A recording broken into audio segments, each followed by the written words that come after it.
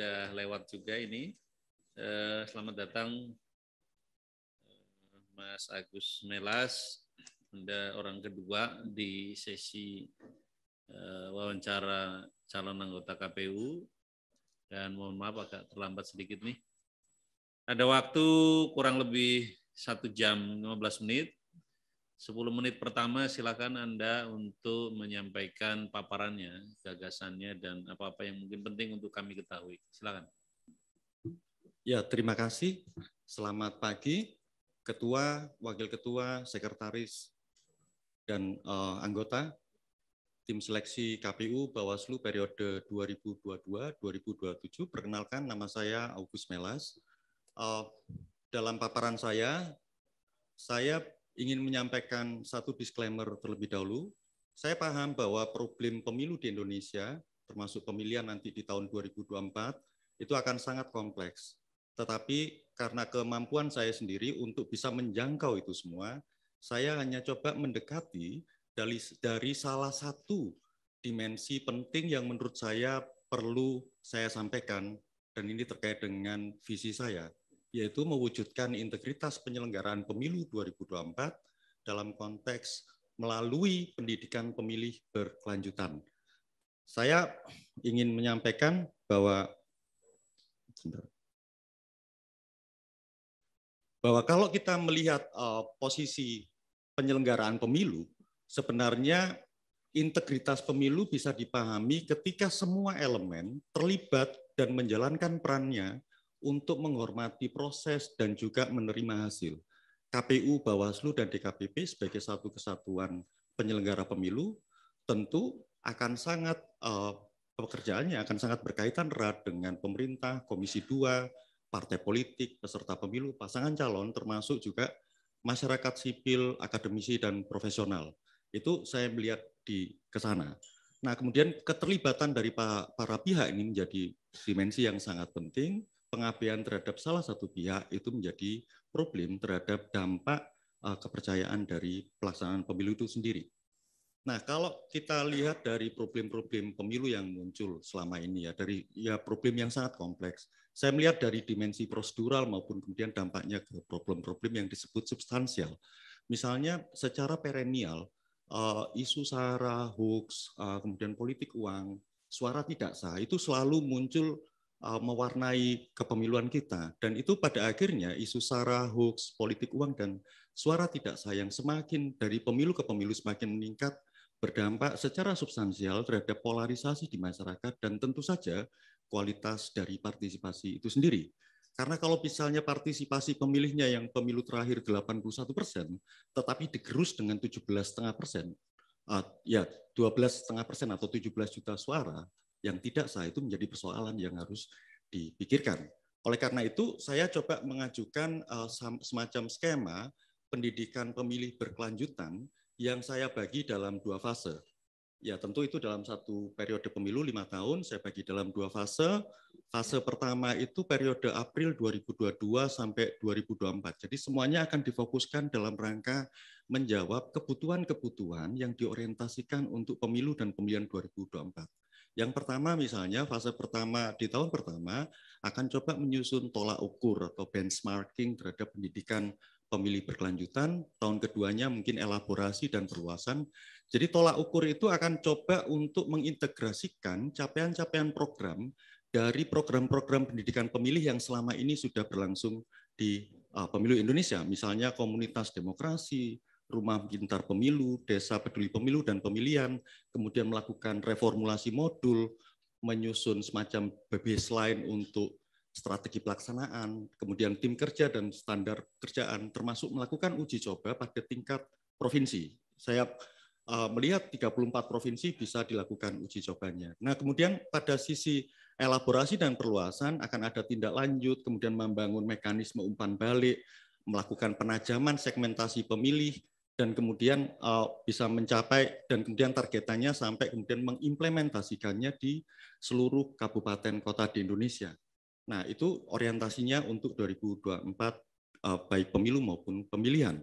Nah, fase kedua itu akan dilalui sebagai bagian dari evaluasi tahun 2024 pemilu dan pemilihan 2024, maka dokumentasi pembelajaran apa yang kemudian kita bisa bangun, dan kemudian pendidikan pemilih berkelanjutan. Kalau dokumentasi pembelajaran itu terkait dengan tata kelola pengetahuan, manajemen, knowledge management system gitu yang harus dibangun. Kemudian mungkin kita memiliki pertukaran pengalaman dengan negara-negara lain terkait dengan pendidikan pemilih. Nah, itu kemudian outputnya akan masuk dalam rencana strategis di KPU, mungkin Renstra di tahun 2025-2029, dan saya berharap ini bisa dimasukkan dalam program tata kelola, kurikulum tata kelola pemilu yang selama ini KPU dengan sejumlah universitas negeri di Indonesia punya kelas khusus untuk itu. Nah, kemudian di fase pendidikan pemilih berkelanjutan, maka diorientasikan pada bagaimana tematik pendidikan pemilih, kompetisi ide pendidikan pemilih, kemudian mungkin sayembara gitu, termasuk juga memberikan banyak penghargaan terhadap inisiatif-inisiatif masyarakat sipil terkait dengan inovasi dan pengembangan pendidikan pemilih. Dan ini nanti akan diorientasikan pada pasca 2027. Jadi kita bisa melihat bahwa pendidikan pemilih berkelanjutan bukan sekedar event, tapi sesuatu yang memang tanpa ada pemilu itu tetap harus dilakukan. Nah, kalau ini bagian dari mekanisme kerja, karena selama ini kita tahu bagaimana kemudian relasi antara KPU, Komisi 2, antar stakeholder segala macam ini harus dipotret. Tapi yang saya tawarkan sebagai skema kerja, ini ada misalnya tim kerja yang sebenarnya leading sektornya di KPU. Tim kerja itu terdiri dari mungkin CSO, pegiat pemilu, kemudian akademisi profesional ini terutama dari kalangan tim IT ataupun industri kreatif misalnya yang sekarang ini juga berkembang, dan kemudian melibatkan segmentasi pemilih yang lebih spesifik nanti misalnya komunitas, kelompok, partai politik dan segala macam untuk mendapatkan mekanisme umpan balik, mengidentifikasi tantangan, permasalahan, peluang masing-masing segmentasi pemilih pada pemilu 2024, dan kemudian tindak lanjut menyusun program-program kolaboratif dan tujuan akhirnya adalah peningkatan pengetahuan dan kesadaran pemilih. Nah, tetapi ini juga tidak akan bisa berjalan begitu saja ketika kolaborasi ataupun interaksi dengan stakeholder utama seperti pemerintah, Komisi 2, Bawaslu, dan DKPP tidak dilakukan. Jadi sebenarnya dengan Komisi 2 ataupun pemerintah tidak hanya sekedar posisinya konsultasi, tetapi juga sampai pada posisi misalnya dalam konteks keputusan-keputusan politik tertentu yang dianggap penting, dan kemudian termasuk juga bantuan dari pemerintah terkait dengan program-program aparatur di daerah untuk memfasilitasi pendidikan pemilih yang kami lakukan. Sebagai penutup, saya ingin menutup dengan satu ya saya sebut frasa gitu. Pendidikan pemilih berkelanjutan merupakan modalitas penting dalam mewujudkan pemilu berintegritas yang bebas dari isu sara, hoax, dan politik uang, serta mampu menurunkan angka suara tidak sah. Saya kira itu yang bisa saya paparkan pada 10 menit ini. Terima kasih atas kesempatannya. Saya kembalikan lagi ke Ketua. Selamat pagi. Terima kasih. Selamat pagi. Saudara Agus Melas, sudah 10 menit persis ya menyampaikan paparan. Sebelum teman-teman tim sel lain akan menyampaikan pertanyaan atau pendalaman, saya akan mendahului dulu nih. Pertama, saya usul saja kalau nanti Saudara Agus Melas terpilih itu, tadi ada usulan untuk menyusun semacam kurikulum tata kelola pemilu. Ini dulu waktu saya di KPU itu ada kerjasama dengan perguruan tinggi negeri untuk membuka beasiswa S2 tata kelola pemilu. Dan tadi Saudara Agus masih nyebut perguruan tinggi negeri. Kalau bisa nanti swasta juga lah. Iya, supaya pemilu kita semakin inklusif gitu. Tidak hanya universitas negeri. Maklum saya ngajar di swasta. Ya, jangan sampai kita bicara inklusivitas pemilu, tetapi kita tidak inklusif di dalam memilih partner. Yang kedua, kalau boleh dibuka di halaman pertama, di bahan pertama. Nah, yang kedua. Ini menurut saya penting dan saya relatif mengapresiasi pola pemetaan ya para pihak atau stakeholders pemilu. Tetapi saya tetap akan concern pada penguatan penyelenggara pemilu itu yang 3 di tengah itu. KPU, Bawaslu, DKPP. Nah, pengabaian atau memperkuat penyelenggara pemilu dengan melibatkan para pihak ini, sekali lagi saya ingin mendapatkan pandangan dari salah satu peserta ini, Saudara Agus. Tetap saja positioning penyelenggara pemilu itu harus harus kuat di tengah berbagai pertimbangan atau di tengah berbagai kepentingan partai politik, peserta pemilu, pemerintah, DPR, CSO, akademisi, profesional. Gitu. Masing-masing punya cara mereka untuk masuk ke dalam pengelolaan pemilu. Nah, sekali lagi bagaimana Saudara Agus nanti bersama 6 orang lain komisioner KPU itu mengendalikan KPU, dan tentu saja juga harus mengajak Bawaslu, dan tentu saja harus juga mengajak DKPP sebagai entitas penyelenggara pemilu yang kokoh di tengah berbagai stakeholders yang punya kepentingan terhadap pemilu itu sendiri. Ya, terima kasih Pak Juri. Memang ini kan diagram yang saya susun dalam konteks kerja-kerja yang sifatnya kolaboratif. Diasumsikan posisi masing-masing lembaga sudah selesai, termasuk pemahaman terkait dengan suatu komisi pemilihan umum yang mandiri, nasional, dan tetap. Itu posisinya kan memang terdiri dari 3 lembaga penyelenggara, dalam hal ini KPU, DKPP, dan Bawaslu. Nah, tentu kesadaran terkait dengan kewenangan semata itu tidak akan pernah selesai, karena kalau saya perhatikan misalnya di kurun waktu 3 kali pemilu terakhir, memang interaksi di antara lembaga-lembaga penyelenggara itu memang bisa dikatakan tidak terlalu harmonis. Dugaan saya memang justru pengedepanan kewenangan kelembagaan yang mengemuka. Saya kira ada problem-problem yang mungkin bisa menjembatani, ada situasi-situasi tertentu, hubungan interpersonal itu menjadi penting sebelum masuk ke posisi perundingan formal misalnya. Jadi misalnya kewenangan satu lembaga bisa pasti membatasi kewenangan dari lembaga lain, tapi koordinasi-koordinasi di antara 3 lembaga penyelenggara pemilu itu jadi satu titik krusial. Karena misalnya begini, kan ada pertanyaan, kalau misalnya PKPU sebagai bentuk dari penerjemahan undang-undang di satu tahapan tertentu, pertanyaannya seringkali kemudian pihak Bawaslu itu kemudian men-challenge-nya. Pertanyaannya, apakah sebelumnya tidak ada proses pada saat penyusunan PKPU melibatkan sedemikian rupa sehingga cara pandang itu menjadi sama dari 3 lembaga penyelenggara sebelum nantinya dibawa pada proses-proses konsultasi di DPR dengan pemerintah. Saya kira itu Pak Juri yang bisa saya respon. Oke, ya itu tadi. Memang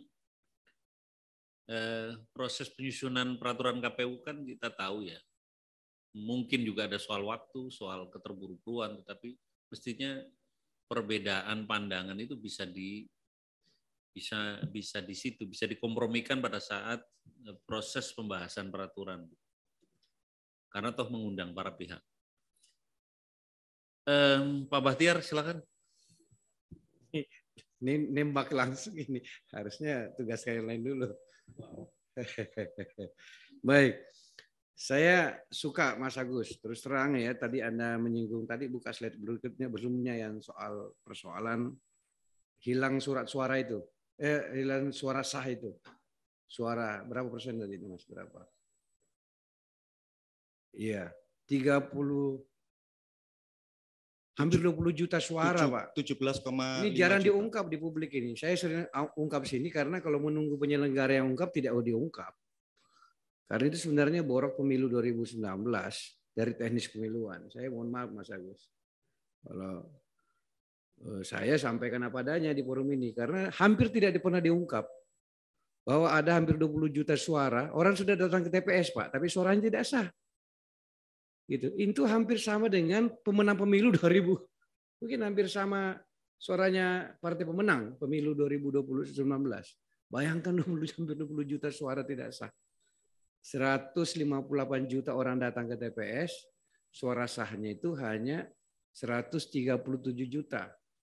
Kalau DPR RI kan 126 juta, karena itu kan banpol di tempat saya itu kan 126 juta. Jadi kerusakan itu tidak bisa disalahkan orang eksternal, saya mohon maaf, bukan pihak eksternal penyelenggara. Itu benar-benar teknis pemiluan. Dan yang bisa menyelesaikan itu dan mengurai masalahnya apa itu adalah kawan penyelenggara khususnya KPU, termasuk pengawas. Gitu. Kok bisa orang datang ke TPS hampir 20 juta orang sudah datang TPS suaranya tidak sah, kenapa? Salah coblos kah? Atau tidak tahu kah, rumit kah surat suara itu? Saya hendak mendengarkan dari Kang Mas Agus nih. Satu, dari soal pendidikan pemilih. Pemilih yang seperti apa dalam hal kaitan dengan supaya tidak terjadi suara tidak sah itu lagi. Kemudian apakah ada hal lain? Saya tahu Mas Agus ahli matematika pemilu atau desain. Apakah faktor desain surat suara mungkin terlalu rumit dipahami oleh pemilih atau apa begitu? Ini yang lebih konkret Pak. Jadi ini kan nanti anggota KPU ini kan bekerja tidak di langit, menyelesaikan masalah yang sudah terjadi sebelumnya tidak berulang lagi. Bayangkan coba hampir 20 juta surat suara tidak sah. Gitu. Itu berapa anggota DPR yang bisa jadi duduk itu Pak. Gitu. Ini luar biasa banyaknya sebenarnya itu. Saya kira itu yang seulang-ulang Pak, karena itu hampir tidak pernah diungkap di ruang publik. Didiskusikan ruang publik tentang banyaknya suara tidak sah 2024 dan teman-teman penyelenggara tidak pernah mengungkap secara terbuka apa masalahnya di balik ketidaksahan surat suara itu. Tidak sahnya itu orang datang ke TPS itu. Silakan Mas Agus. Ya, terima kasih Pak Bahtiar. Sebenarnya ini concern yang sudah sangat lama kami di Sindikasi Pemilu dan Demokrasi juga ajukan karena problem ini muncul sejak tahun 2004. Jadi sekitar 10%. Nah, kemudian puncaknya di tahun 2009 itu 14,5%. Nah, sekarang 12,5%, tapi rata-rata 10%. Nah, dari dulu ditanya sebenarnya ke KPU, tapi kan KPU juga tidak membuka. Jadi kalau misalnya ini kan jadinya asumsi-asumsi. Misalnya sempat ada usulan untuk kita coba lakukan pencuplikan terhadap kotak suara untuk melihat apakah memang blank vote misalnya yang diduga untuk terutama untuk pileg kalau situasi yang suara tidak sah. Kalau pilpres sama pilkada itu rata-rata 80%, 90% sah itu. Tapi untuk pileg. Nah, kedua pileg diduga itu memang ada 16 kombinasi tata cara pemilihan yang membuat suara sah. Nah, ada pertanyaan, apakah memang ini yang merumitkan pemilih atau sebenarnya petugas di tingkat bawah, terutama KPPS, yang mengesahkan ini suara sah, ini tidak, itu yang punya kontribusi. Nah, yang ketiga sempat juga dalam proses-proses sosialisasi, misalnya di komunitas-komunitas masyarakat adat, caleg punya kepentingan. Dia menyebut misalnya pilih saya dari partai A nomor sekian. Nah, tetapi ada jeda waktu sampai hari H. Jadi pada akhirnya pemilih juga kebingungan. Nah, problem-problem semacam ini kan harus kita lihat dengan benar sehingga nanti bisa dilakukan riset lah semacam itu dan pikiran saya memang nanti pada saat konteks pendidikan pemilih memang ke sana. Jadi misalnya jangan-jangan itu kita juga tidak punya format yang sangat pas untuk bagaimana sebenarnya melakukan sosialisasi, kemudian produk sosialisasi apa yang sangat mengena pada masyarakat agar untuk suara tidak sah di pileg itu berkurang. Misalnya termasuk nanti pemanfaatan teknologi informasi, pembuatan meme, jadi informasi yang pasti-pasti ke pemilih gitu. Khususnya untuk pileg kalau konteks suara tidak sah. Kalau untuk pilkada dan pilpres memang tidak terlalu bermasalah. Terima kasih. Kalau soal desain surat suara, Mas, ada nggak pengaruhnya terhadap suara sah dan tidak sah ini? Ya, tentu asumsi saya pasti punya kontribusi, tentu. Apakah misalnya yang selembar koran dan saya tidak tahu sekarang ini kan sedang disusun desain surat suara baru. Yang penting di ketentuan undang-undang kan memuat partai politik, nomor urut calon, yang penting itu di sana. Nah, itu tentu kalaupun dilakukan perubahan kan akan kita periksa apakah terdapat ruang gerak bagi penyelenggara pemilu untuk melakukannya di situ. Terima kasih. Ya, pertanyaan kedua Mas Agus. Complicated, bukan complicated sebenarnya. Karena ini kan hukumnya sebenarnya beda. Cuma kebetulan waktunya 2024. Jadi kalau mau disederhanakan, sederhana juga. Kalau mau dirumit-rumitkan, terkesan rumit 2024. Tapi sebenarnya tidak rumit juga karena hukumnya beda. Satu soal pemilu, presiden undang-undangnya undang 7, satu pilkada itu ya hukumnya sendiri. Gitu. Jadi sebenarnya bagaimana Mas Agus Mandan 2024, rumit, tidak rumit, sederhana, atau bagaimana?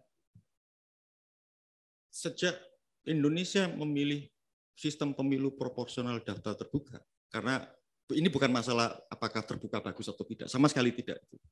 Karena memang pemilu kita itu akan menerima partai politik, menerima calon, dan semua harus dicatat dengan baik, pasti rumit. Apalagi Indonesia juga skala negaranya luas dan beragam, pasti rumit. Tetapi harus kita akui, lepas dari segala dinamika yang ada, kompleksitas itu selalu kita hadapi. Dan kita punya semacam resilience untuk itu. Menurut saya, ya tentu kompleks, tetapi apakah nanti pemilu 2024 nanti akan beririsan tahapannya dengan pemilihan 2024, meskipun bedanya hanya keserentakannya. Di periode-periode sebelumnya, pada beberapa pileg, pilpres, jelang pilpres, itu juga ada beberapa pemilu daerah. Jadi menurut saya beda diseragamkan saja, dan saya kira itu akan tentu harus di-adjustment sedemikian rupa, sehingga kesiapan dari semua aparat penyelenggara juga akan berjalan. Saya kira di situ. Ya, itu masih menyisakan ruang optimis yang ini kita bisa hadapi. Terima kasih. Mas Agus, ini juga jarang diungkap dari sisi penyelenggara. Kalau nunggu penyelenggara yang mengungkap, nggak keluar-keluar itu. Makanya kami yang nanya, bagaimana menjaga netralitas penyelenggara pemilu yang lebih dari 8 juta orang itu? Ini kan biasanya kan netralitas ASN, TNI. Penyelenggara sendiri harus netral. Pastikan penyelenggara netral. Kalau penyelenggaranya clear, ya selesai. Nah, ini kan jarang diungkap. Sebenarnya banyak juga faktor masalah itu justru penyelenggaranya tidak netral. Di pemilihan kepala daerah itu. Gitu. Jadi diawali justru ya memang yang desainernya itu justru si penyelenggaranya. Apa buktinya? Buktinya gampang. Lihat aja putusan DKPP. DKPP ada sejumlah orang penyelenggara dari waktu ke waktu selalu dipecat karena tidak netral. Itu fakta. Itu bukti nyata bahwa ada ketidaknetralan dalam hal penyelenggaraan dari sisi penyelenggara. Nah, jika Mas Agus terpilih dan diberi kesempatan untuk memimpin KPU, bagaimana menjaga integritas penyelenggara ini? Karena Mas Juri juga sudah sampaikan tadi, justru kita memperkuat si penyelenggaranya ini, memastikan dia justru dialah motornya netral itu, gitu. Silakan Mas Agus. Ya, terima kasih. Yang jelas desain Undang-Undang Nomor 7 Tahun 2017 tentang Pemilu sebenarnya kan memberikan ruang gerak yang bisa dikatakan absolut itu kepada penyelenggara di tingkat pusat untuk menentukan susunan penyelenggara di tingkat provinsi dan kabupaten kota. Pada satu sisi itu bisa tentu saya berkewajiban menjalankan fungsi itu untuk memilih dan menseleksi calon-calon penyelenggara pemilu di tingkat provinsi dan kabupaten kota dalam kualifikasi yang imparsial, netral, dan terutama punya kualifikasi terkait dengan kepemiluan. Tetapi saya juga berpandangan sebenarnya gini, penyelenggara pemilu itu idealnya diberikan banyak tugas lain sehingga untuk berpikir berperilaku non imparsial itu sudah tidak punya ruang gerak lagi. Misalnya di pemilu dan pemilihan 2024 kita asumsikan pandeminya masih niscaya terjadi. Oleh karena itu beban di penyelenggara pemilu dia akan menjadi ujung tombak tidak hanya sekedar melakukan pendidikan pemilih yang dalam rangka menangkal hoax, mencegah politik uang, termasuk meningkatkan kualitas dari partisipasi pemilih, tetapi di dalamnya juga menjadi agen-agen misalnya kesehatan, penerapan protokol kesehatan di daerah. Itu menurut saya bisa sampai menjawabnya ke sana. Terus terang Pak Batiar, saya tidak mengantisipasi pertanyaan itu. Tapi saya ya itu PR. Saya apakah misalnya nanti program di inspektorat karena pengawasan internal itu apakah akan dikembangkan di sana atau ini pada posisi misalnya komisioner yang melakukan supervisi terhadap jajaran di bawahnya. Itu tentu opsi-opsi kelembagaan itu kan pasti akan lebih banyak didalami ketika ya tentu jika saya diberi kesempatan. Terima kasih. Cukup Pak Batu. Sudah cukup 3 pertanyaan. Baik, saya lanjutkan ke yang lain, tapi saya sedikit informasi saja. Pasca pemilu 2014 itu KPU menjalin kerjasama dengan banyak lembaga riset, termasuk kampus, untuk meneliti kenapa banyak suara tidak sah. Itu ada dokumennya itu di KPU kalau tidak hilang. Prof. Edi atau Papal, silakan. Papal dulu ya, silakan.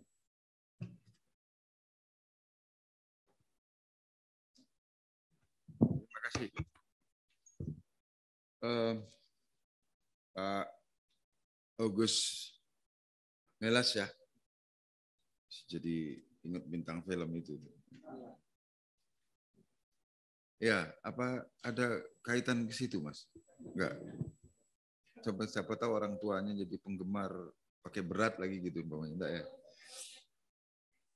Oh, Erik. Oh. Kenapa begitu, Bu? Oh. Ya. Baik. Saya dari kemarin itu saya berdiskusi dengan Prof. Hamdi. Kenapa ya kok nggak ada? Ada sih satu orang kalau saya tidak salah ya. Calon dari komisioner ini yang bertolak dari facts and figures gitu ya. Dari fakta dan angka gitu ya. Nah, tadi ya ada sih, cuman berkaitan dengan angka suara tidak sah itu saja kan. Nah, itu. Kemarin ada ketemu nama orang yang namanya sah gitu, ada ketemu gitu. Tapi ini suara yang tidak sah gitu ya, yang dipersoalkan. Yang saya mau tanya itu ini yang belum dapat saya dari para calon yang sebelumnya itu. Kalau Anda melihat KPU yang sekarang itu, yang problem paling mendesak dan itu harus segera dibenahi terutama kalau berkaitan dengan menghadapi pemilu 2024 itu apanya, Mas Agus? Dan mengapa gitu ya? Ya, saya kira ini yang jelas segera untuk melakukan semacam review terhadap produk-produk PKPU yang selama ini sudah dihasilkan karena instrumen hukumnya kan tidak berubah, Prof. Tetapi proses ketika pemilu 2009. Instrumen hukum yang mana yang tidak berubah?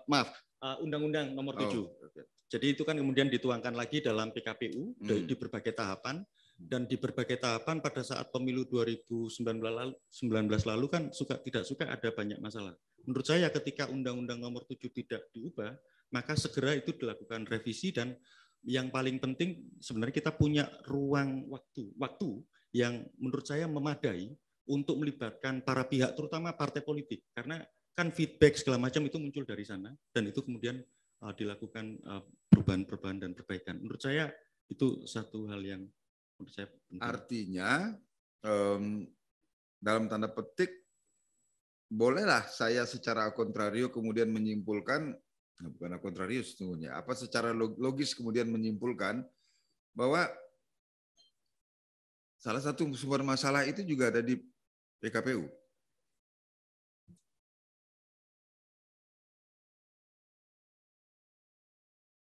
Saya kira demikian. Begitu ya?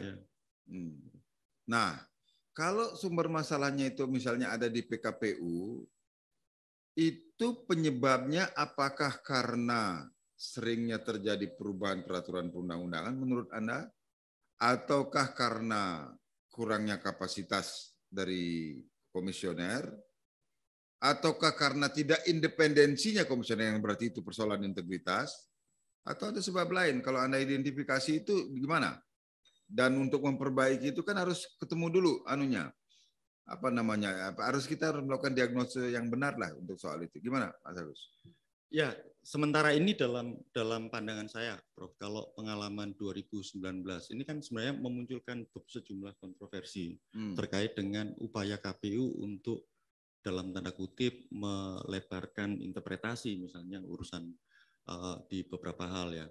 Nah, itu menurut saya kalau saya dalam konteks pemilu 2024 dan pemilihan 2024 yang sebenarnya juga akan menyimpan kompleksitas yang tidak kecil, maka sedapat mungkin sudah jalan saja dengan instrumen hukum Undang-Undang Nomor 7 strict di sana, tetapi pengalaman 2019 mungkin kita bisa adjustment sedemikian rupa untuk memastikan bahwa PKPU yang disusun itu bisa lebih baik lagi. Misalnya terakhir Prof ada kalau tidak salah PKPU saya lupa yang terkait dengan pemutakhiran data pemilih berkelanjutan ini juga dipertanyakan banyak pihak, tiba-tiba muncul. Nah, itu persoalan-persoalan semacam itu seringkali mengejutkan karena kita tidak tahu bagaimana ini prosesnya di situ. Artinya kalau begitu problem PKPU itu ternyata bukan semata-mata teknis dan mekanisme. Berarti ada substantif dong kalau gitu. Hah? Ya, substantif. Ya pada akhirnya kan berdampak ke sana, Bro. Misalnya kan kalau misalnya problem interpretasi terhadap apa, ini ruang geraknya dianggap ada dan kemudian menimbulkan taruhlah penolakan, misalnya dari partai politik. Nah, kan selalu dihadapkan pada kalau ada penolakan dari partai politik dan seolah-olah ada tekanan, itu seolah-olah kemudian KPU-nya dianggap tidak mandiri misalnya. Padahal bisa saja dalam tingkat tertentu mungkin pandangan partai politik juga bisa diterima. Tetapi yang pasti, apakah kesepakatan terhadap prinsip itu kemudian bisa mengikat kedua belah pihak, KPU dengan misalnya peserta, dan kemudian menghormati proses dan akhirnya menghormati juga hasil. Ya, karena begini, kenapa saya juga agak mengejar ke situ, itu gini. Kalau belakangan ini kan dalam konteks misalnya pemerintahan daerah ya, otonomi daerah dan sebagainya. Bahkan sekarang merambat ke soal produk perundang-undangan. Itu kan mulai terkenal instrumen yang namanya legal audit itu kan. Nah, kalau begitu, kenapa tadi Mas Agus nggak menawarkan kayak mekanisme legal audit gitu loh untuk PKPU itu? Kan udah tahu kalau terindikasi masalahnya ada di sana. Misalnya entah itu substantif ataupun teknis mekanisme ya, dan penyebabnya entah itu independensi ataukah ketidakmampuan, nanti kan dengan audit itu akan kelihatan. Semacam kalau di peraturan daerah itu kan RIA namanya kan, ya bukan RIA penyanyi itu enggak, RIA ya itu. Setuju nggak kalau itu dilakukan gitu, Mas Agus? Ya Pak Guna. Mohon maaf, mungkin ini kan memang keterbatasan saya. Sebenarnya ketika saya sampaikan mereview ulang. Oh, itu maksudnya. Ya, mereview ulang itu hanya bagi saya anggaplah itu bagian kecil saja. Bahwa kemudian bingkai besarnya ternyata itu mekanisme yang sudah tersedia dan namanya legal audit, ya saya kira itu bisa dilakukan. Kenapa tidak gitu? Justru saya mendapatkan masukan dari panjenengan sekarang. Sekarang yang terakhir dari saya. Nah, tentu saja memang pilihannya tidak sehitam putih ini. Dan bukan berarti masalahnya hanya itu. Andai kata Mas Agus ini ditawarkan sekarang misalnya ada dua masalah besar yang dihadapi oleh KPU. Satu, persoalan yang berkaitan dengan kapasitas penyelenggaraan, pentingnya kapasitas penyelenggaraan dari para komisioner. Nah, dan yang kedua, perbaikan regulasi dalam rangka menyambut pemilu dan pilkada serentak 2024 ini, Anda akan memilih mengutamakan yang perbaikan yang mana? Ini regulasinya maksudnya PKPU ya, Prof? Ya, Ya. termasuk PKPU. Saya akan ambil pilihan perbaikan regulasi PKPU. Karena menurut saya kapasitas penyelenggara, bagi saya tidak ada orang yang bodoh. Ketika diajarkan dengan metode yang baik, dia pasti akan juga maju. Prinsip saya itu. Terima kasih. Apalagi sudah melalui proses seleksi gitu ya. Ya. Terima kasih, Pak. Terima kasih Pak Ketua, saya kembalikan. Terima kasih Pak Palguna. Ini ada data resmi nih soal suara tidak sah. Ini berkah siaran langsung. Dialog ini diperhatikan dan ada yang ngasih data. Tahun 99 itu suara tidak sahnya 3,4%. Kemudian 2004 8,8%, 2009 itu 14%, 2014 itu 10%, 2019 11% naik lagi. Jadi kenapa yang 99 2004 kecil, karena dulu masih sederhana surat suaranya, sementara mulai tahun 2009 sudah 14%. Nah ini tantangan besar karena 11% benar 17,5 juta pemilih. Silakan Prof. Ya, makasih Pak Ketua, Mas Agus Melas ya. Saya tertarik dengan presentasi yang saudara angkat pada pagi hari ini tentang pendidikan pemilih berkelanjutan. Pertanyaan saya, ini dilakukan oleh siapa pendidikan pemilih ini? Baik, Prof. Ini memang kalau desain ini kan leading sektornya ada di KPU. Di KPU sebenarnya kan ini kaitannya ke bagian dari partisipasi masyarakat. Bahwa KPU itu kemudian ada bagian pekerjaannya itu untuk menyiapkan banyak modul-modul pendidikan pemilih, dan ini selama ini juga berlangsung. Misalnya desa pemilih dan pemilihan misalnya itu jadi bagian. Tetapi ini kan juga nanti satu saat ke depan itu juga akan diproyeksikan untuk mengajak kerja-kerja kolaboratif, tetapi KPU sebagai leading sektor menyiapkan skema kerja, menyiapkan banyak hal untuk itu. Di situ, Bro. Ya. Gini aja, saya tertarik ya dengan tema ini dan pendidikan yang akan diberikan. Ya. Saran saya adalah KPU itu melakukan kerjasama dengan perguruan tinggi. Ya, Bro. Jadi kemarin saya katakan juga tahun 2004 itu ada kami bertiga, Gafar Karim, Sigit Pamungkas, dan saya itu melakukan inisiasi KKN Pemantau Pemilu. Jadi KKN Pemantau Pemilu itu yang pertama dia lakukan adalah pendidikan terhadap pemilih pemula. Sampai bagaimana betul-betul itu KPU terbantukan ya tahun 2004. Prof, ditegaskan dulu KKN itu maksudnya kuliah kerja ya, nyata. Kuliah kerja nyata. KKN. Kuliah kerja nyata. Jadi itu bisa, saya kira, dan perguruan tinggi itu mereka tertarik untuk itulah. Dan apalagi sudah sudah ada jadwal yang pasti nantinya ya. Kalau pemilu tahun 2024 itu kan 2 kali ya. Satu itu diperkirakan antara bulan April sampai bulan Mei, yang satu kan sudah ditentukan tanggalnya 27 November. Tapi yang untuk pemilihan presiden kan belum, itu mungkin bisa untuk dikerjasamakan dengan kalau perguruan tinggi itu ada melalui forum rektor. Nanti rektor-rektor universitas itu kemudian, dan saya kira itu pasti akan terbantukan itu. Bahkan kita dulu pun membuat modul sendiri. Ya, itu yang pertama. Yang kedua, Anda sekarang apa? Sehari-hari sebagai apa? Saya itu peneliti pemilu di Sindikasi Pemilu dan Demokrasi. Kebetulan saya direkturnya. Oke, ya. Oke, kira-kira Anda memiliki kelebihan-kelebihan apa yang pantas untuk kita bisa memilih Anda sebagai komisioner KPU? Tolong yakinkan kita. Silakan. Ya, baik, Prof. Edi. Saya tanpa bermaksud melebihkan diri, tapi saya sejak tahun 99 itu sudah bergelut di dunia pemilu. Sebagai pemantau pemilu, kebetulan saya 99 itu wakil sekjen atau presidium internal untuk KIPP Jawa Timur.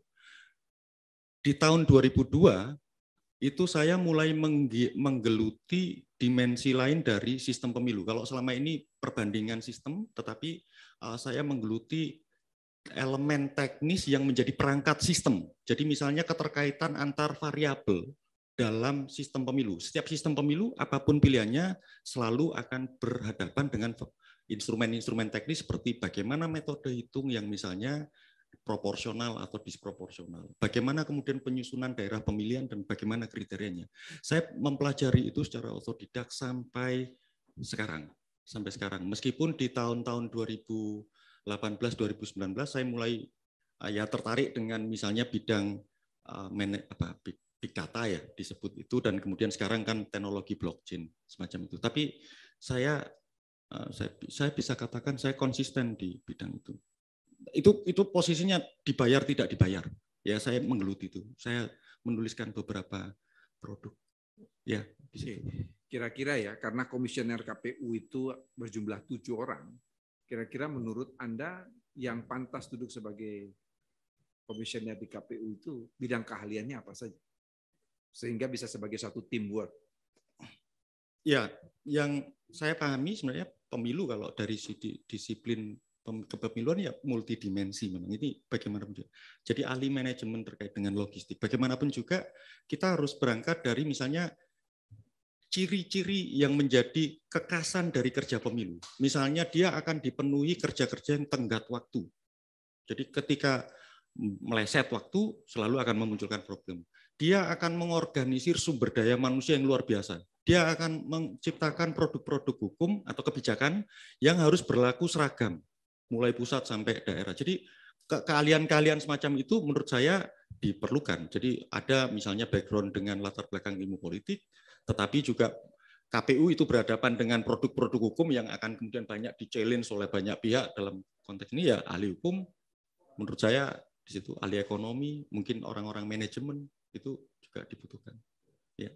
Yang terakhir, ini semacam tumbal ya. Jadi hampir setiap KPU Ya, Bro. itu ada yang terjerat kasus korupsi. Ya. Kalau yang tidak ya pasti dipilih sebagai pansel. Ya. KPU itu kan hampir selalu kasus korupsi ada yang jadi tumbal. Ini kemarin ada, sebelumnya ada. Kalau enggak pasti dipilih sebagai pansel. Kalau tidak kasus korupsi dipilih sebagai pansel KPU. Iya makanya. Nah, itu kira-kira bagaimana mengatasi ini seperti apa? Dan mohon maaf ya, saya bukannya mau seudon berprasangka buruk, tapi korupsi itu pasti dilakukan secara terorganisasi. Jadi nggak mungkin tuh ada satu komisioner tunggal yang main sendiri tuh. Saya kok tidak, sebagai orang yang mendalami hukum atau studi kejahatan mengenai korupsi itu ya mesti itu ada tuh. Ya sedikit banyaknya ada yang terlibat. Ya, coba itu gimana untuk mengatasi seperti itu? Gimana? Langsung Bu Endang langsung bersin itu. Langsung bersin itu. Saya terus terang Prof, saya juga tidak tahu. Bagaimanapun juga kan mekanisme kelembagaan ya, inspektorat segala macam itu harapannya berfungsi. Tapi ya mungkin sinyalemen. Kalau misalnya keputusan-keputusan tertentu kok agak ada yang agak ya belok-belok gitu, ya patut diduga. Tetapi kan bisa saja ada indikasi ke sana, tapi kan belum tentu, Prof. Tapi saya jawab pribadi saja. Saya selama ini kan juga bekerja di bidang pemilu, ya, terakhir dengan Pak Bahtiar waktu beliau jadi Direktur Politik Dalam Negeri, Kepala Tim Teknis Pembahasan Undang-Undang Nomor 7, kami bekerja diminta bantuan dan bantuannya ada di kami, dan pada saat itu pihak pemerintah menyatakan kami tidak ada anggaran dan kami lakukan. Itu saja. Saya berumah tangga tahun 2005. Kami awalnya sama-sama berlatar belakang aktivis. Kalau aktivis memang pasti dari sustainability kan susah. Pada akhirnya kami memutuskan salah satu harus memilih jadi punya pekerjaan tetap, penghasilan tetap, dan istri saya menjadi dosen. Kami pasti tidak akan berkelebihan, tetapi kami bisa mencukupkan apa yang kami punya. Saya kira itu, Bro. Terima kasih. Itu. Kita ini sama-sama dosen berarti. Dosen itu tidak miskin-miskin amat lah. Terima kasih Pak Juri. Bukan kerjaannya sedus, bayarnya sesen enggak ya? Pak Ketua, boleh jump in nggak tadi yang pertanyaan Pak? Boleh lah, silakan. Oke, sebenarnya pertanyaan yang sebelumnya bukan masalah yang korupsi. Tadi saya mau masuk ya. Pertanyaan Pak Wamen ini saya mau coba lanjutkan begitu ya. Bahwa postur komposisi dari anggota komisioner KPU tadi yang pas seperti apa? Anda sudah jawab begitu ya. Saya ingin melanjutkan aja gitu ya. Kalau diperkenalkan Bapak, nggak apa-apa Pak ya. Saya tidak punya keraguan tentang keterlibatan Anda dalam kajian pemilu, ya, pengawasan pemilu, ya, karena ya sudahlah dari CV Anda kelihatan tuh. Pertanyaan saya adalah, ya, tadi ada sebut ada ahli apa tadi ya, manajemen distribusi apa segala macam ya, gitu ya, komposisinya.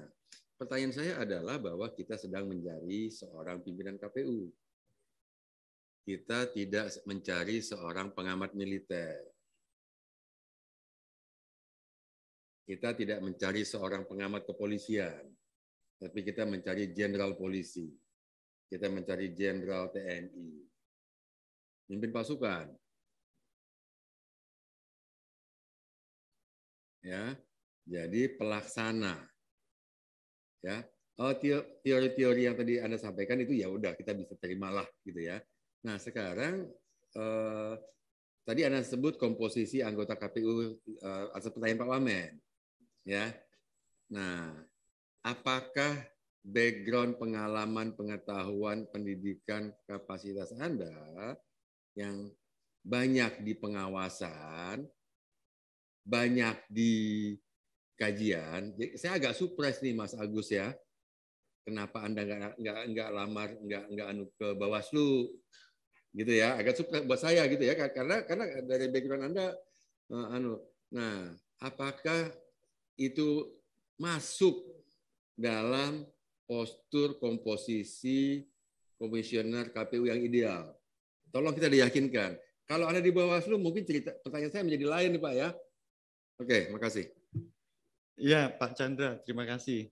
Memang saya pada akhirnya harus memilih untuk lebih banyak di kajian. Tapi kajiannya kan kajian tentang sistem pemilu dan keterkaitan antara variabel di sistem pemilu.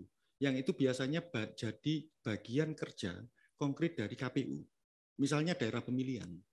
Selama ini, misalnya, saya begini, Pak Chandra, saya menekuni itu tahun 2002 sampai sekarang. Saya lakukan simulasi awal untuk Provinsi Jawa Timur dan pada akhirnya sampai Republik Indonesia nasional.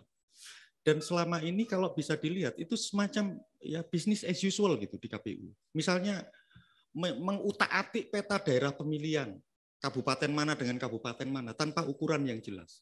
Itu justru harusnya menjadi core business. Kan itu core bisnisnya di KPU. Tetapi itu belum ada.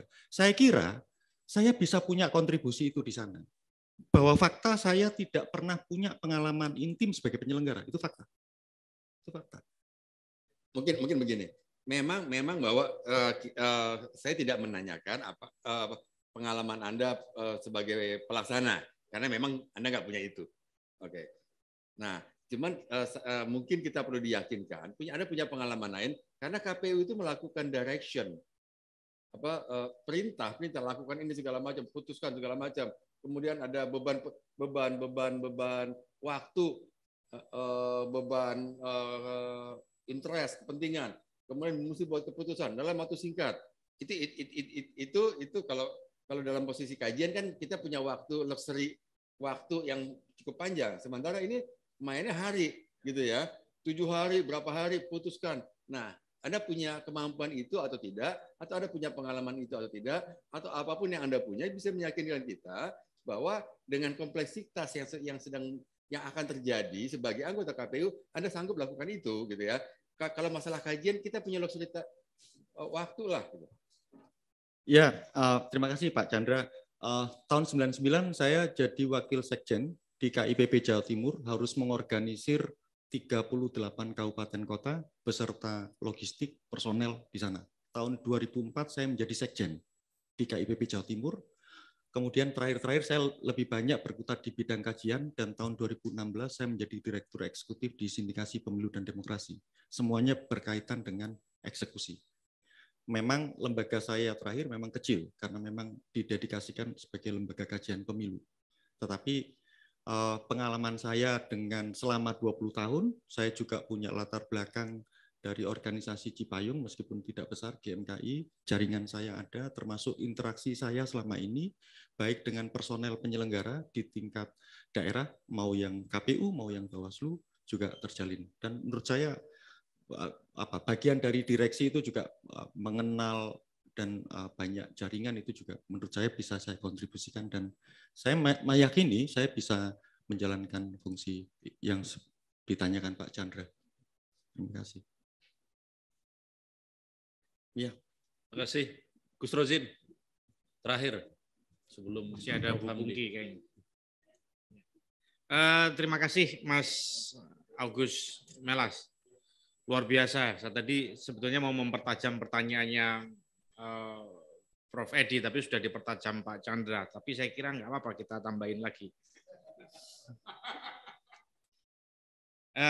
Saya itu selalu merasa sayang jika ada seseorang yang mempunyai pikiran cemerlang, secara konsep matang begitu, tetapi tidak bisa melakukan apa-apa karena memang lingkungannya tidak mendukung begitu, sehingga kemudian ya tersisih dalam tanda kutip kan begitu. Dan kalau Pak Agus Melas terpilih, jangan sampai terjadi semacam itu begitu. Tadi sudah terjawab sedikit sebetulnya bahwa sudah mempunyai pengalaman eksekutif begitu, tapi kan di level yang kecil ya, di sebuah organisasi kecil dan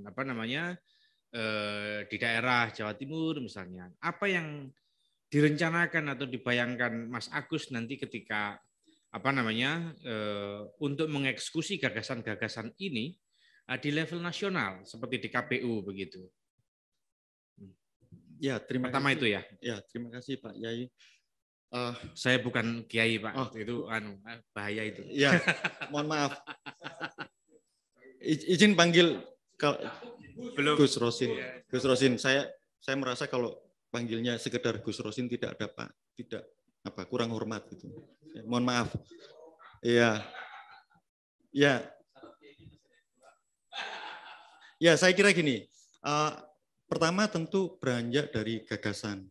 Jadi apa yang saya coba tawarkan ini, kalau misalnya dari sisi skema kerja segala macam, secara prinsip itu bisa diduplikasi ataupun direplikasi untuk kerja-kerja di divisi atau departemen yang ada di KPU. Dan menurut saya ini sesuatu yang sangat terbuka, dan oleh karena itu ketika posisi gagasan ini bisa diterima, itu pada akhirnya akan memudahkan untuk misalnya orang antar kolega punya persamaan persepsi dan kemudian saling mendukung satu sama lain. Kalau masalah disisihkan segala macam, ya selama ini kalau jadi peneliti ya itu kerja sendiri sebenarnya. Dan itu biasa itu. Dan misalnya kalau sudah posisi pertarungan gagasan, misalnya dalam konteks advokasi undang-undang pemilu, ya itu normal itu. Kadang kita dianggap ya tidak bagian kelompok, itu hal yang ya sudahlah, itu sesuatu yang 20 tahun terakhir kan sesuatu yang sudah dihadapi. Ya tentu kita tidak berharap nanti terjadi dikucilkan segala macam, tapi sepanjang gagasan kita jernih dan itu juga kita terbuka untuk bisa direplikasi, di adjustment sedemikian rupa oleh pihak-pihak lain, kolega, saya kira saya tidak ada kekhawatiran itu, dan mudah-mudahan itu kekhawatiran panjenengan juga tidak terjadi. Tapi jangan sampai senang merasa disisihkan, karena ada orang yang memiliki kesenangan disisihkan. Ya. Secara psikologis, ya. Maaf. Ya. Ya. Atau menyisihkan diri ya. Setuju. Ya, saya menyatakan itu bagian yang pernah sepanjang perjalanan karir saya di pemilu ya itu dihadapi. Dan ternyata interaksi saya dengan teman-teman juga terbangun dengan baik sampai sekarang di situ. Termasuk pilihan saya untuk mengapa mendiskusikan pendidikan pemilih berkelanjutan. Kalau mau egoisme saya akan bicara sistem pemilu. Tetapi bagaimanapun juga hasil dari diskusi dengan teman-teman di kelompok masyarakat sipil, selama ini ada mereka yang tidak terlibat atau tidak dilibatkan dalam konteks penyelenggaraan. Gus, sedikit Gus ya. Ya Prof. Ya Pak. Kita mau lihat seberapa besar determinasi yang Anda punya untuk menggolkan konsep. Jadi kalau masalah di sisi mensisihkan, kadang-kadang ya udah, yang penting gue done, selesai, ini konsep gue, dipakai enggak dipakai syukur. Yang kita butuhkan di KPU bukan begitu. Ya, tetapi tingkat determinasi yang Anda punya untuk menggolkan konsep.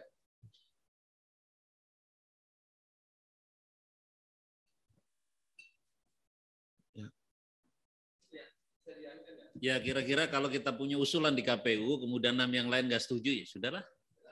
Nah, padahal itu sesuatu yang sangat penting gitu loh. Saya orang yang sangat insist dengan konsep dan gagasan saya. Tetapi dalam konteks organisasi, kalau misalnya ada keputusan, ya saya harus jalan. Dan itu yang saya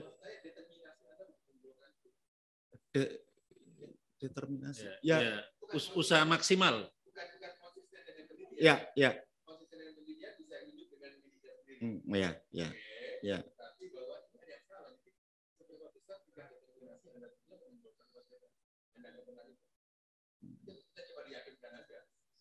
Ya, saya cerita pengalaman saja. Waktu itu singkat ya, waktunya sudah mulai tipis. Pak Bahtiar pada saat pembahasan Undang-Undang Nomor 7, Pak Bahtiar tanya ke saya, Mas Agus sebagai tim ahli pemerintah, antara pilihan apakah kita bicara tentang, mohon maaf, saya harus buka, ambang batas pencalonan presiden dengan yang mana yang kita pertukarkan? Bagi saya, ambang batas tetap diambil sebagai pilihan, tetapi coba untuk metode penghitungan saintelaghu diambil. Asumsi saya sederhana. Kalau misalnya ambang batas itu diuji di MK, peluang untuk dikabulkan kan 50-50, peluangnya 50-50. Tetapi begitu metode hitung diterima, kita sudah mengubah problem yang ada di pemilu kita sejak tahun 99 sampai 2014. Dan kita memasuki era baru, salah satunya metode hitung penghitungan perolehan suara kursi partai politik. Mas Yuri, karena saya ikut disebut-sebut ini soal ini. Jadi gini, Mas Agus ini, mohon maaf ini, di Undang-Undang Pemilu 7 2017 itu pertama kalinya undang-undang kita mengubah metode konversi suara, dulu metode Kota Hare menjadi Santilago. Itu gagasan Mas Agus. Perdebatannya keras. Nah ini jagoannya ini. Jadi kalau memperjuangkan gagasan luar biasa. Dari dulu, dari pemilu kita pemilu memperdebatkan soal dapil. Tidak pernah masuk dalam undang-undang. Sekarang di undang-undang pemilu itu lampiran dapil provinsi sudah ada. Itu karya beliau juga. Kita harus fair. Dan tidak sebayar 1 sen pun. Iya. Nah, Pak Bahtiar. karena ada duit. Pak Bahtiar, ada duit. Pak Bahtiar menyampaikan faktanya. Artinya, saja. saya menyampaikan fakta bahwa orang ini punya kemampuan untuk memperjuangkan gagasan di hadapan organisasi sangat besar karena di forumnya di Senayan. Itu aja sih. Saya usul kita boleh memberikan fakta tetapi jangan muji-muji peserta. Iya. Lanjut ya. Boleh ya. Silakan. Saya itu kadang-kadang berpikir, kenapa hukum Pak, belum loh nanti saya masih belum selesai. Ya, silakan. Pak Chandra kok selalu tahu pikiran saya ya. Itu soal determinasi tadi itu. Kalau dalam bahasa saya itu apa yang akan dilakukan oleh Mas Agus untuk memastikan gagasannya ini diterima dan dilaksanakan. Nah itu. Tapi mungkin belum terjawab ya, jadi silakan. Ya tentu kan proses-proses yang misalnya banyak akan diskusi-diskusi informal dengan kolega, ya termasuk diskusi yang cukup intensif.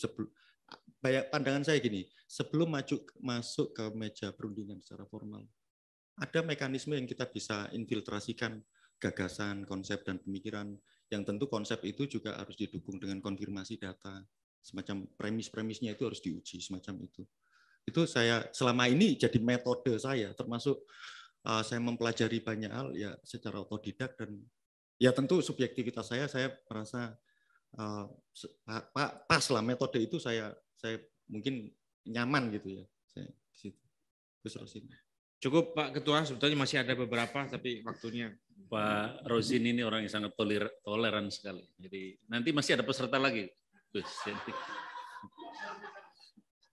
Gus ini bisa dua, Gus Rosin atau Gus Melas.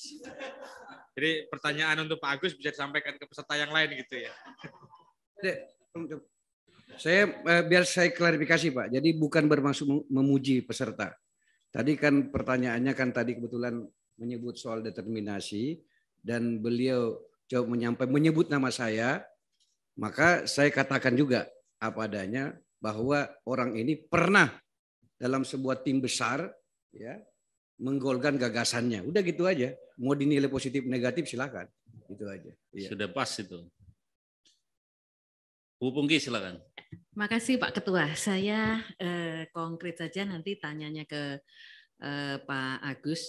Jadi bagaimana nantinya ketika Anda sudah menjadi anggota KPU dapat menyelenggarakan pemilu dengan lebih sederhana? Konsep atau gagasan apa yang akan Anda implementasikan? Ya, saya kira misalnya optimalisasi dan pemanfaatan teknologi informasi, menurut saya itu bagian penting yang tidak bisa diabaikan. Ada di kehidupan kita. Lepas kelembagaan itu siap atau tidak. Semua kehidupan kita sudah Internet of Things misalnya. Misalnya begini, saya tahu sekarang ada situasi Sirekap, misalnya sebagai satu, saya tidak menyatakan itu substitusi ya terhadap proses manual, tetapi seharusnya dipandang sebagai proses yang melengkapi. Bahwa kemudian substitusi itu nanti perubahan undang-undang. Tetapi yang paling penting, kita mampu mengidentifikasi begini, apakah Sirekap itu diterapkan di semua skema pemilihan kita? Kan kita harus pilih. Yang jadi persoalan di kita sebenarnya sih mungkin kebutuhan itu untuk menunjang kinerja itu di pemilu legislatif. Untuk memilih DPR di provinsi, DPR di kabupaten kota. Karena harus mencatat partai, karena itu menentukan jumlah kursi yang bisa diperoleh, dan mencatat nama calon, karena itu akan menentukan siapa yang akan menduduki kursi dari kursi yang diterima oleh partai politik. Sedangkan pemilu presiden dan pemilu pilkada ya, itu relatif sederhana, karena memilih orang saja. Tetapi dalam pemilu presiden tentu intensitas politiknya yang berbeda. Sehingga hal-hal teknologi informasi semacam ini mungkin nggak terlalu urgent gitu. Tapi kalau untuk pileg saya kira dibutuhkan di situ, Mbak Pungki. Makasih. Makasih. Yang kedua, penelitian-penelitian dari dalam negeri maupun ada penelitian luar negeri yang menyatakan bahwa demokrasi di Indonesia dibajak elit, demokrasi di Indonesia dikuasai oligarki dan sebagainya. Nantinya sebagai penyelenggara pemilu, apa yang bisa Anda lakukan untuk membantu mengubah setidaknya situasi seperti itu? Ya, bahwa memang bukan hanya Indonesia, kan sebenarnya demokrasi secara global juga mengalami regresi. Dan biasanya ada semacam fenomena penggelembungan di kekuasaan eksekutif. Ya, kita tidak bisa abaikan, saya juga tidak harus minta maaf menyampaikan ini, tetapi banyak agenda-agenda kenegaraan kita. Misalnya undang-undang misalnya, itu kan pada akhirnya banyak agenda-agenda eksekutif. Bisa dipahami dalam situasi tertentu pandemi.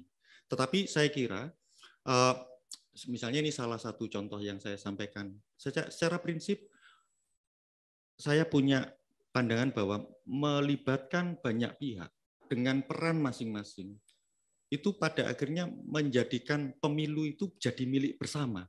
Dan itu juga menambah kepercayaan dan itu integritas juga. Menurut saya itu yang harus saya jaga. Terima kasih Mbak Pungki. Terima kasih. Cukup Pak Ketua. Terima kasih Bu Pungki. Prof. Hamdi, silakan. Ya, 2 menit. Mas Agus, ini lah. Ya, ini nggak ringan-ringan aja nih, tapi bisa juga menjadi sesuatu yang berat begitu. Ini Mas Agus mungkin udah ngamatin ini pertanyaan standar untuk seluruh peserta.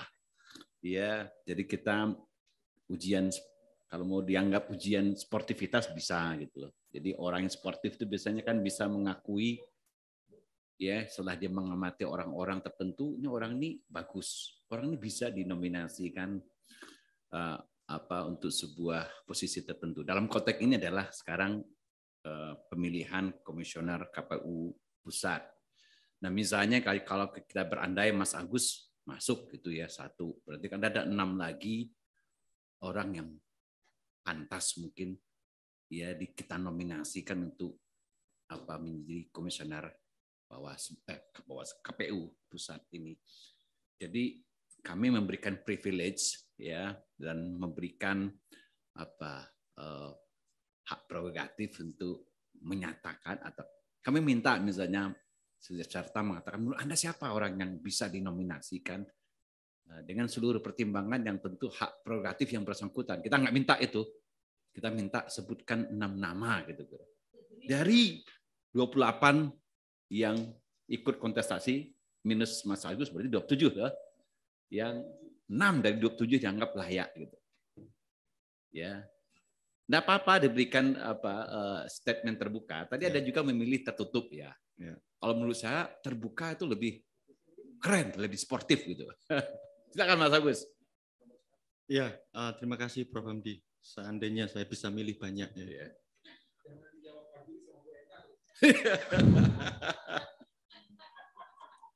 Ya, secara prinsip saya pasti bisa bekerja sama dengan banyak teman, dan itu teman-teman saya yang 27 lainnya. Betul, saya itu maksud kami.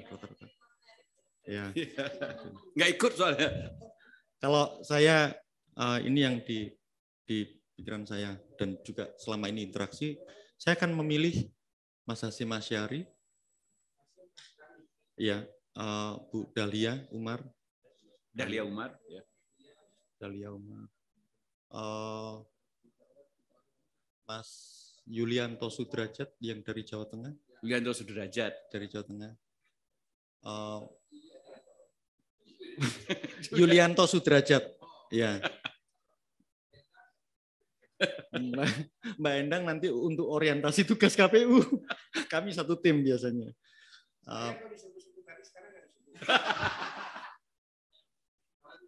Baru 3 ya. Ya. Saya milih Pak Parsadaan Harahap. Parsadaan Harahap, oke. Kemudian Bung Idam Kolit sama Bung Firian. Cewek nggak ada? Cari satu ya, Dahlia ya. Saya seandainya saya milih banyak, saya bisa. Oh iya, satu lagi saya kasih kesempatan. Sudah. Satu lagi. Oh, udah. Kata dia minta satu lagi. Boleh, perempuan boleh. Boleh. Ini bukan saya yang terpilih. Ya. Siapa perempuan satu lagi? Oh, gitu ya. Kalau memang diizinkan saya sebut. Saya izinkan. Ya, saya kira Mbak Betty perlu dipertimbangkan. Betty yang Betty.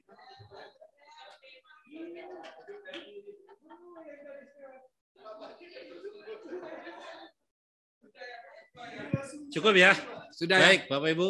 Terima kasih. Ya. Mas Agus Melas. Ini sudah cukup. Cuma ada satu yang nggak konsisten loh. Nama Anda Agus tapi lahir bulan Mei. Saya pikir Agustus ya. Kok di sini datanya 31 Mei 75 ya? Oh, Melas. Oh, bukan. Agustus betul. Melas. Agustus, benar. 25 Agustus, benar. 25 Agustus.